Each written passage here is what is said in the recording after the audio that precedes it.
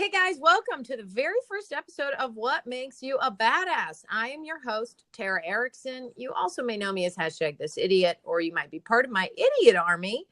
You know how we do. Everybody's doing something. We're doing nothing but being badasses.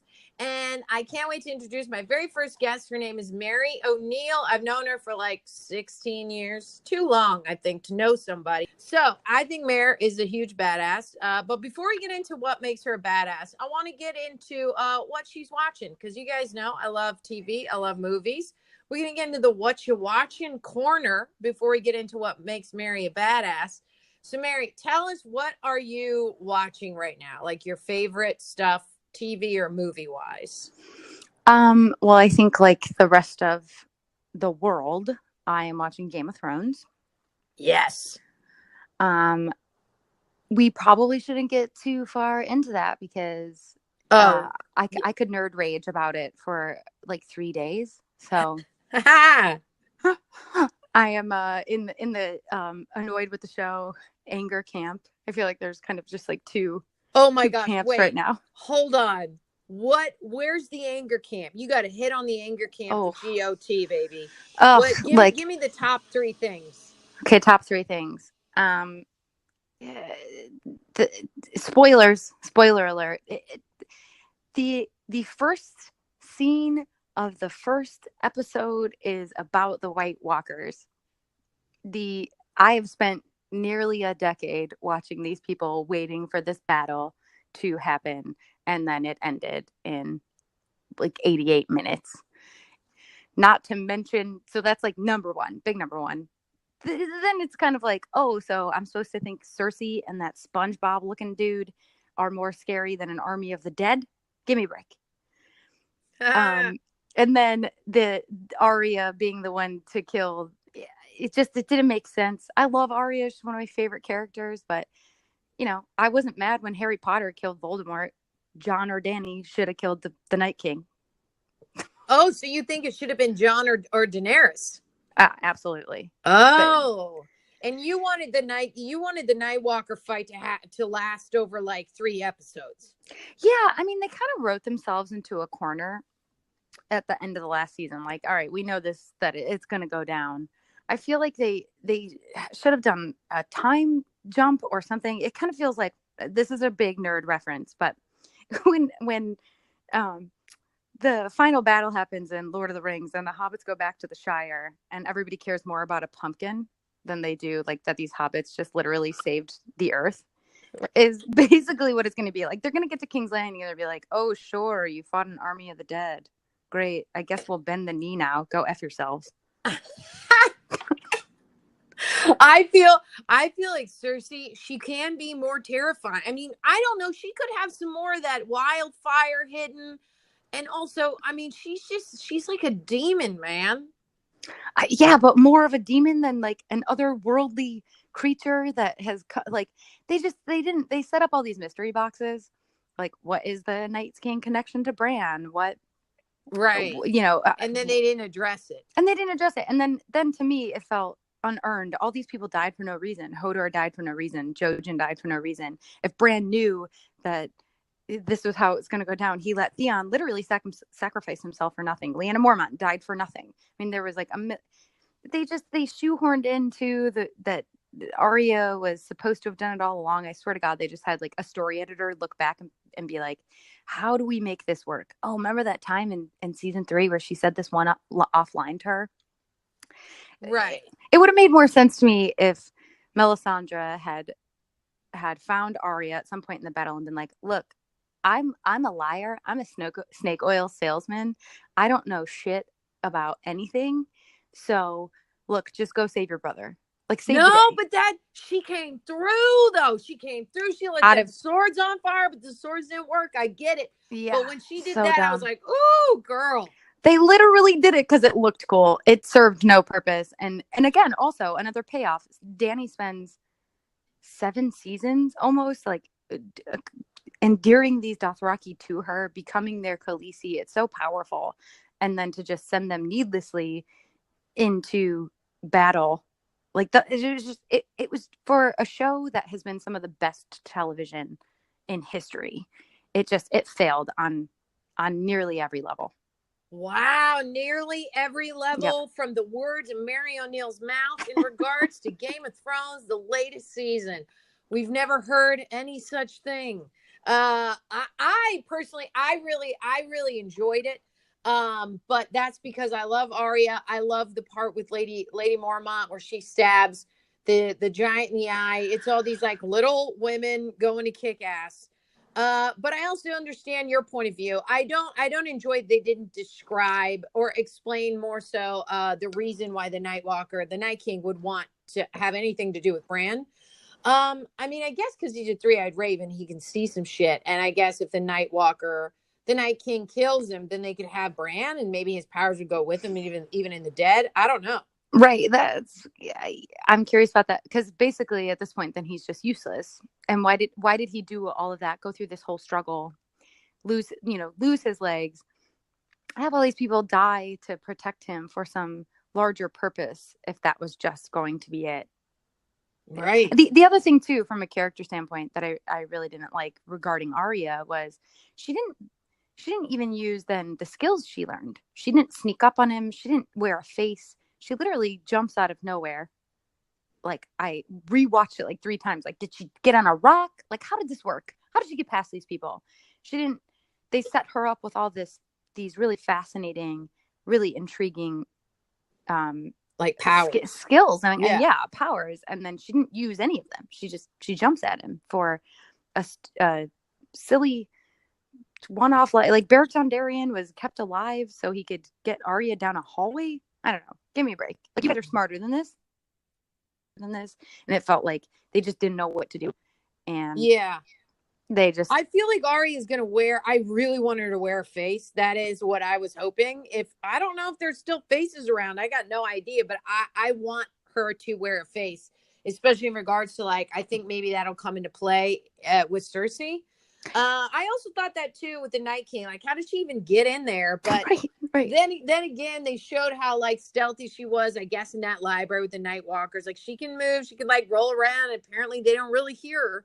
I don't know if she got through the full army, but those are her lands. I wrote it off all in my head of like, well, she lives there. They're her lands. She knows about secret areas, and somehow she got through. I don't know how she jumped that high, but it's Arya. But I get your understanding of it. I mean, I'm not mad at it, but Mary O'Neill is. I think that sums it up. And here's the beauty about fandom. I can be mad at it, you can still love it, but we're talking about it and it's bringing us together, and I think that's something that's still pretty admirable.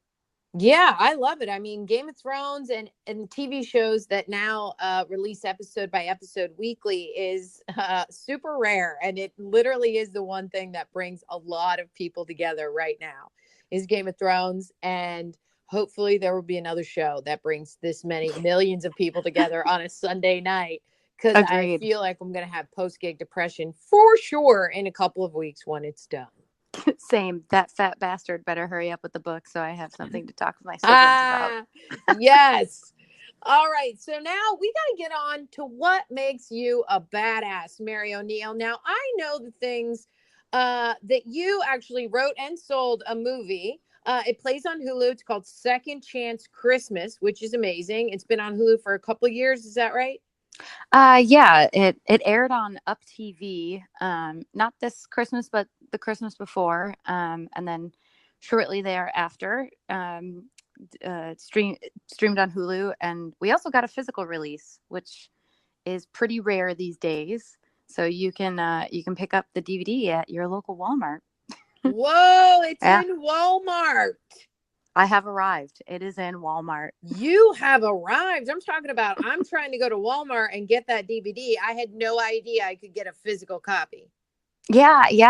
I mean, to be honest, because there's 2 other writers on it, Angela Worth and Kelly Goodner, who you know. Yes. And we were totally shocked. Jim had one day in a Walmart, and we had no idea. So it was a really cool surprise. I love it. Okay, so also you are a co-star, I hear, on Lineage of Lies, which is not out yet. That is true. I'm not sure where it's going to go. It kind of has a lifetimey feel, so that would be nice. Or it could be just kind of a direct to Netflix kind of deal. But I'd be happy for people to just see it. Yeah, that's our goal, is just people to see the stuff that we do, which a lot of the times we do stuff and people don't see it. Yeah, the amount of projects, I'm sure you are the same, that you work on, sometimes even for free. That then you're like, cool, glad I spent all those hours. Yeah, glad I drove all that way, wasted all that gas and a Yeah. full day's worth of time for five So people to maybe see it. exactly. So it's a cool little thriller. It's about a killer granny. Ooh. Yeah. It stars Robin Riker and Brooke Newton. So they were awesome. It's directed by Rebecca McKendry, and she is also a badass. Just three badass ladies. It was really lady heavy, which was very cool. I love Um, it. yeah. And, What about sound and like props? Like, were the gaffers and the sound or set design women too? um, Or as like, you know, the props and art were women. oh, very cool. And yeah, I'm trying to think what else. The camera department was predominantly men, but they got to lift heavy things, so we'll let them do it. Right, sure. Let them do it. Let them get to it.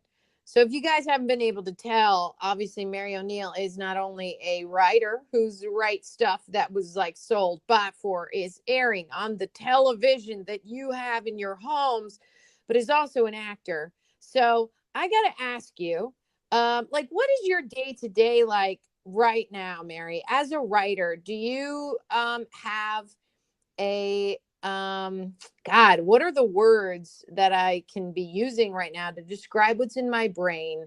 This is why I have an idiot army. What do you have, a day-to-day like habitual thing that you do as a writer that helps to get you to write, or do you not write every day? Like, what's your deal with that?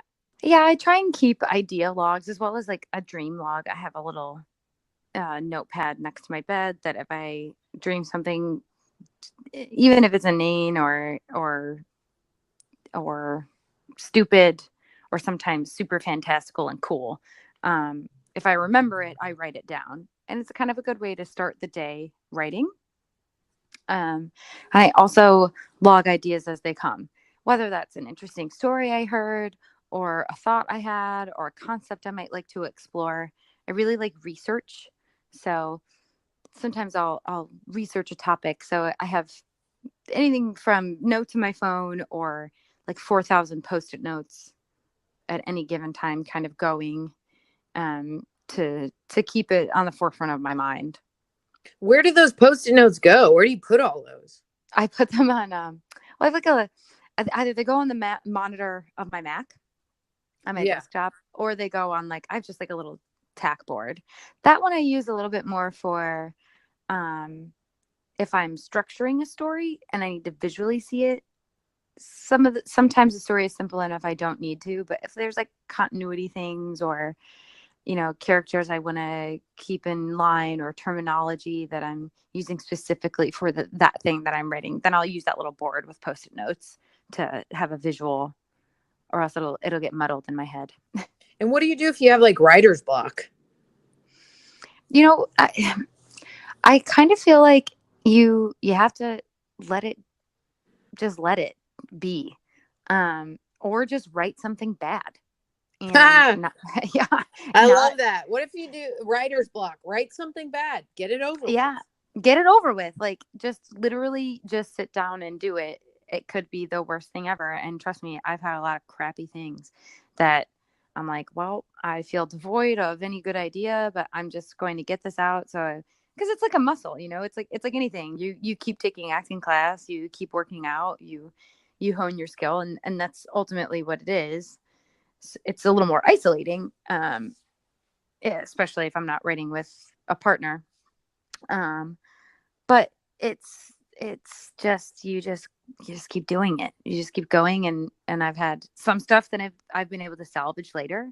Like, oh, this was really terribly written, but the idea was there, and then I can flesh it out later. Yeah, like what do you do with all those bad writings? You just keep them and hide I them keep, in yeah, a safe so no one can ever get to them. Because that's what I I, would do.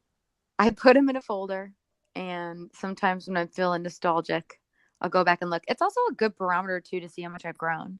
That's been something really interesting to save even the bad stuff, because it's just, it's a stepping stone like anything else. It's like when you take workout pics, when you started T25 and to when you ended T25. Yeah, I don't have any of those. I never ended. I love that though. So yeah, so it helps you kind of grow, or you take a look back. You're like, wow, I was really crappy then, and I'm way better now. So it helps for Yeah, your ego and self confidence. I bet. and even sometimes too, in the inverse, like, oh, that really wasn't bad at all. And here I was being judgy about my own stuff and really critical. There's a lot of good structure here, or this dialogue is really good. The idea might not have been great, but I got too self-conscious to share it with anybody or to continue to work on it. And I have that hindsight of, well, this was silly because there was some really great stuff here. Right. How do you deal with like the critical part of your mind in regards to, as an artist, as an actor and a writer, I get it too. There's sometimes you are either embarrassed or if you don't think it's perfect, and we're very critical in regards to ourselves, how we look, how we're writing, what our stories are like, how our reel looks like what we did in that movie. Um, is there a way that you deal with the critical side of your mind in regards to like negativity on a day-to-day basis? Yeah, I kind of view it as, I think it's part of the human condition. I don't think that there's a person out there that does not, in some level, for something, whatever that might be. I'm a bad mom. I'm a terrible sister. I'm a bad friend. I failed in this kind of way, or, we all do it. I'm not thin enough. I'm not that. It's a constant spinning wheel. And I just have to say, cool. Thanks for sharing. Like, I don't think it's ever going to go away. Um, so it's really just like, I let it go, and then I say, okay, thanks. I'm good now. Moving on. Cool. I love it. It's basically like, cool, thanks for sharing, and then shut the door. Yeah, it's kind of like, you know, it's there's sometimes nothing you can do to stop it. It feels like a force of its own. It's literally a mind of its own. It's cool. Glad you said that. You're a jerk. Now, I'm moving on Moving to on. Bigger and yeah, better things. bigger and better things. So, since you're a badass, what do you think that you do on the daily that helps you with your badassery? Meaning just anything at all. What helps you become like the best you? I always try and keep in mind that most people are thinking about themselves and not about you. Yeah, And yeah. I mean that in that, like, we spend so much time like, oh, should I wear this? No one's gonna like my writing. Should I put this sketch out? I don't, you know, and or should I go on this audition? I shouldn't do this self tape because and it's like, most times you walk into a room and you're second guessing the outfit that you wore. Most people are thinking about the outfit they are wearing.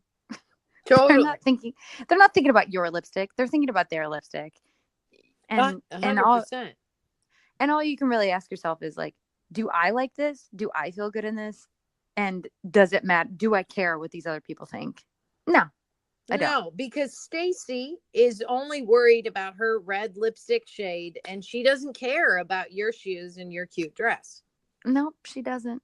She Yeah, really doesn't. that's like me when I was changing my car the other day for an audition, and I have my sunshades up and I kind of like block it. And then as I was taking them down, some guy like walking his dog kind of like gave me a weird look, and then kept walking. And then I was sitting there thinking like, God, I do it all the time. You have to change when you go in between things. And then the It's whole like time, 90% of an actor's job 100 is is like changing in being their in the car. car and learning how to Yeah. change in your car, Yep. right? And then I realized, and then I've been self-conscious about it for weeks, being like, oh, I can't even, I gotta find a bathroom inside. And then I realized there's people who would walk by my car and see me changing. They don't even give it a second thought. They like do not care, and all they care about is like their dog hopefully pooping eventually. Yep. Well, and even simpler creatures, I mean, they just see a pretty girl and that's all they can see. They're not thinking, they are definitely not thinking about our shoes. I'm sure that guy was like, oh, hey, hot girl changing in her car. Hey, sneak a peek. We are giving men way too much credit for how Right, they view us. for They're just making, like, oh, boobs, cool. yeah, for making like thoughts in their brain. Next time I see Yeah. a guy, I'm just gonna, hey, what's up, simple creature? Mm-hmm. Via via your statement. That's what I'm gonna call them now. They're such simple creatures, said Mary They O'Neill. really are. They just want to be fed and like have sex with someone and have them be nice to them. I think that's basically about it. That's it, right? Yeah, Women, we need so much more. we do. We're complicated We're bits of a beasts. pain, but I think we're worth it. We are worth it. Or am I Absolutely. kidding? Um, okay, so what piece of advice do you think you'd give for anyone looking to become like more of a badass in whatever they do? What do you think would make people like your best thing that you've learned along the way would make someone more of a badass? That's a good question. Find out who you are and accept that. Oh, I I think, like that. yeah, I think a lot of people struggle with fitting into some kind of mold or with, well, I'm the funny one in the group of friends, especially women, because we have these really intricate, unique groups, social groups, and we always feel like, well, I'm the funny one, or I'm the sexy one, or I'm the drunk one, or I'm the just be yourself in the best way in that moment that you know how, and celebrate that. And Yeah. the people who love you will love you for those reasons. And if people don't, then they're not worth your time at all. Yeah. Be in the moment and celebrate it. Mm-hmm. I love that. So, what do you do when you don't feel strong? Because there's points where a badass can feel not like that at all. Well, that's why I have surrounded myself with people like you. I think that's the other piece of advice for badassery that I would give people. Um, I have cultivated the best group of friends I'm gonna get like misty eyed, that I could have even ever imagined. Like I could not have fathomed that I would have ended up with the amount of wonderful people that I have in my life. And I certainly would not have been able to get through some really dark stuff without them. And that 1,000% includes you. I think creating a network of true friends, not just people that want something from you or only take from you in terms of your emotional or whatever monetary or physical presence, but that people that are invested in you and you are invested in them. Yeah, I think that's super sound advice because I think the people that know you the most and that you trust are really the only ones that can bring you up when you're at your lowest. Absolutely. Yeah. So that I think is, you know you can't, I think it's a big acceptance thing as well, to know your limitations and to know when you might need someone and to know that that's okay. It's a, we as humans we're social creatures. We're social animals. We are a species that is meant to be surrounded by people. And that's not to say you need a lot of friends, but that is to say you need good friends. Yeah. You need a solid you need solid people Mm-hmm. around you. I love that. That's great, Mary. Um all right, so we're going to play a quick little game. I Now, is there any person that pops into your head? You don't have to say their name that made you ever not feel like a badass. Oh, for sure. Okay, so I'm going to play the person that made you not feel like a badass, and then you can tell me what you have always wanted to say to said person. You could be, yeah, totally real, or you could be funny about it, if you want. But, you say whatever you want to say to that person, and I'll play that person for you. So you can really, Okay. you can unleash. Well, I mean, like, if by saying you mean shanking them in a dark alley. Oh, wow. No words though? What would you say before? I would say, um, I, if I, in hindsight, I'll give this a frame of reference. I was let go from a job, and this person told me I was rude and unkind, and, uh, and I needed to be more humble. Oh God. Yeah. Yeah. So, Just for anybody listening, as a reference, Mary is actually all of those things. And I'm not just saying that because I'm her friend.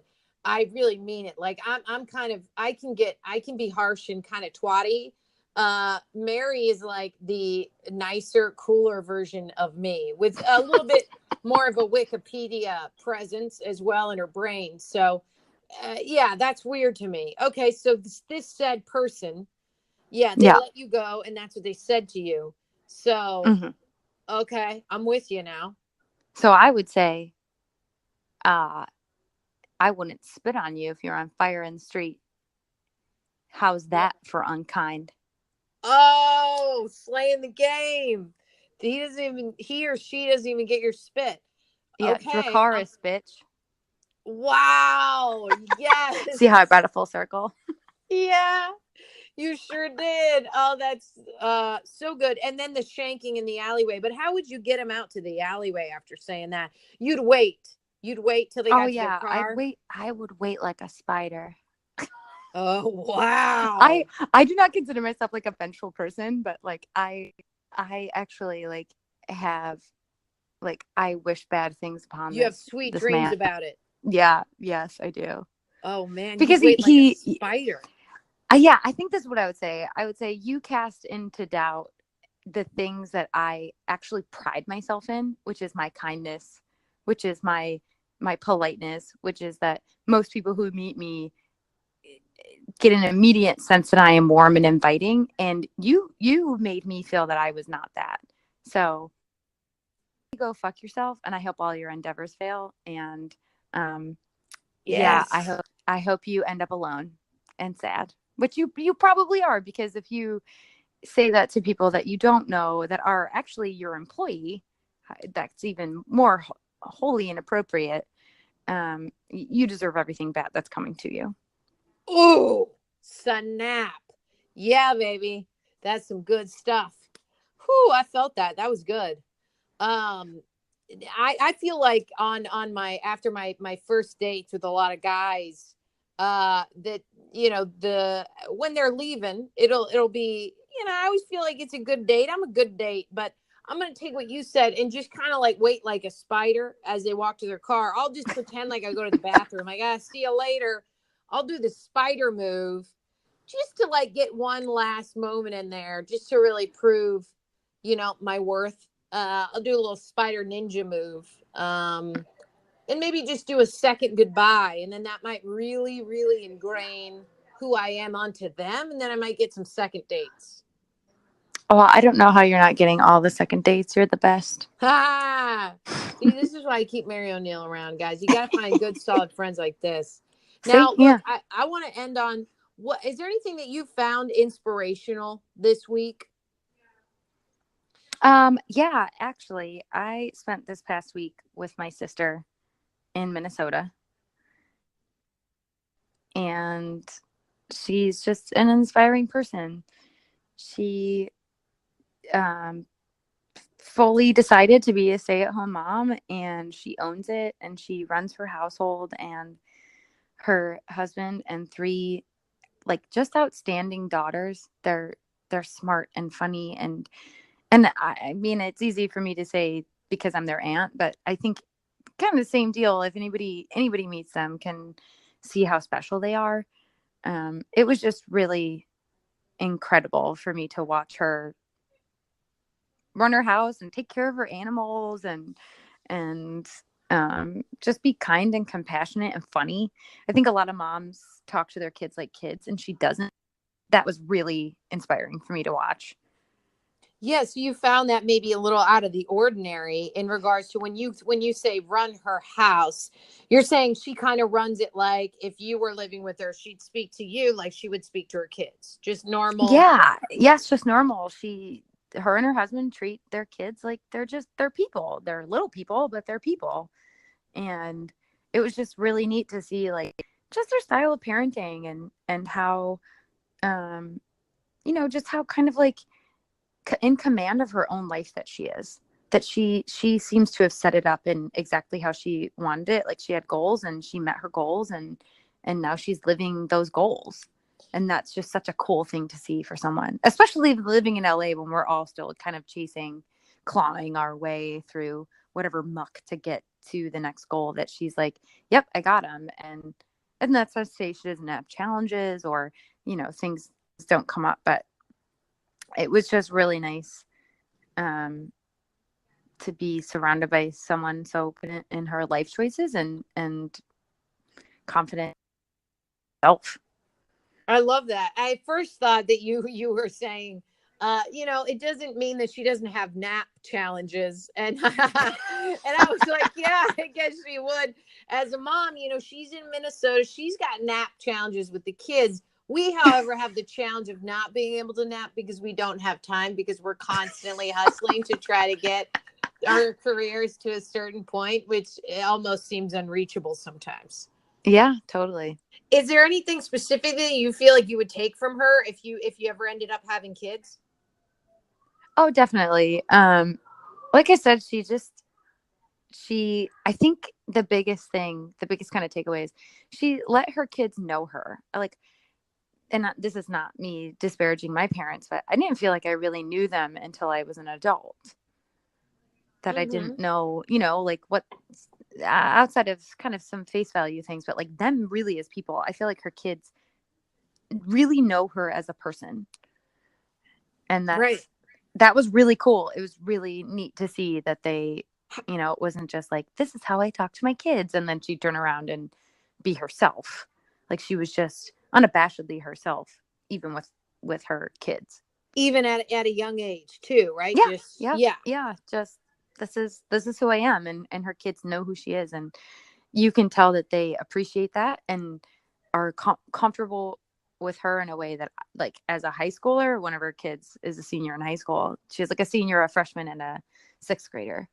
Um, Wow. I never would have told my mom, like in a million years. Like, oh God, no, I wouldn't be telling my mom about my boyfriend or, and Right.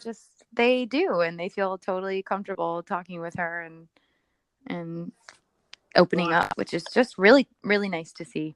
That's awesome. We got to give a shout out to your sister. What's her name? Carrie, Carrie Yeah. Abruzzo. Shout out to Carrie. What up? Great parent. All right, guys, we're going to wrap this up. So this was Mary O'Neill. She is a badass writer, actor. She does karaoke. She could slay the game. You guys can look her up. Tell them where they can find you on all the little sites.